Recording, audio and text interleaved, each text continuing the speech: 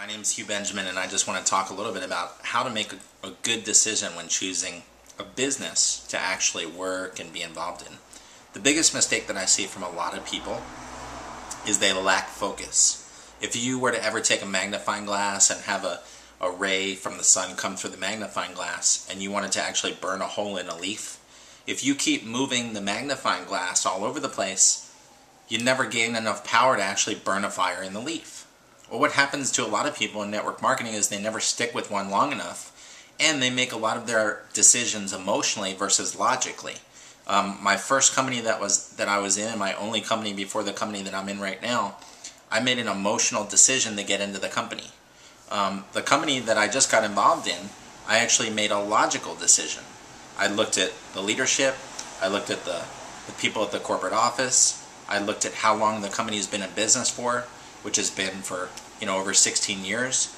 I also wanted to know what's the biggest income opportunity in the company. So for example, the highest paid person in our company makes $1.2 million per month.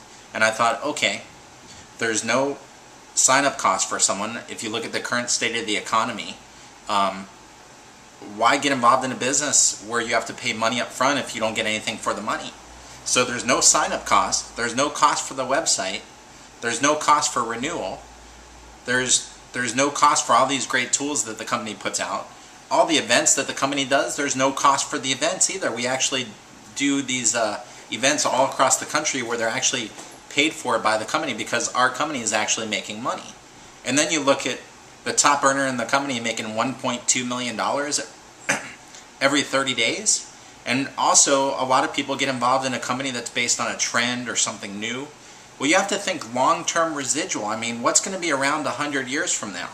Because I sure as anything don't want to build a company that's going to be gone in the next 5 or 10 years. I want something that I'm going to put my time into.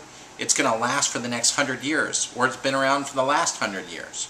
Also, we're not changing anybody's habits, because if you have to teach somebody something new, now there's a failure factor that someone doesn't want to change their habits. So if you look at this on a massive scale and then you wonder why people in our company are so excited about it, a lot of it's not emotional, a lot of it's logical. We have over 800 documented cases on governmental websites on our product. So we're not doing anything different, it's just that we have more documentation. And you look at some of the opportunities out there, and I think the main reason why so many people fail is they lack focus. They start with one company, then they go to another company, then this company doesn't work out and they go to another company. If they actually did their research before they actually put in all the hard work as far as the residual income, the long-term stickability, what the top money earners in the company are making, what the average person is making, because the average people are the most important people in a company. If you have something that can't be done by the average person, then you're not going to appeal to the masses. There's a gentleman in network marketing, his name's Jeff Roberti. He made over $65 million. Do you guys know that I never got a call from that company? I've never been talked to by that gentleman. And isn't it cool that you could fly under the radar with our company? You could make a residual income of $20,000 or $30,000 with our company. And you don't even have to be working in the company. There's no monthly qualifications. In fact, you could bring your whole team over to our company and leave with all your leaders, and the company would still pay you on your satisfied customer base. So, make sure that when you make a decision on a company, that you do your research, you think about what the masses can do, what's duplicatable. All these different factors are things that you should look at when choosing a company.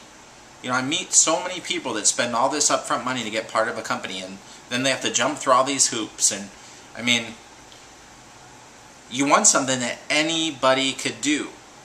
And if I can do this company, you can do this company. That's the whole motto of network marketing, is building a network. If you only have 5 people in your network, that's not a big network. But if you have 170,000 people in your network, don't you think you could at least find a couple good people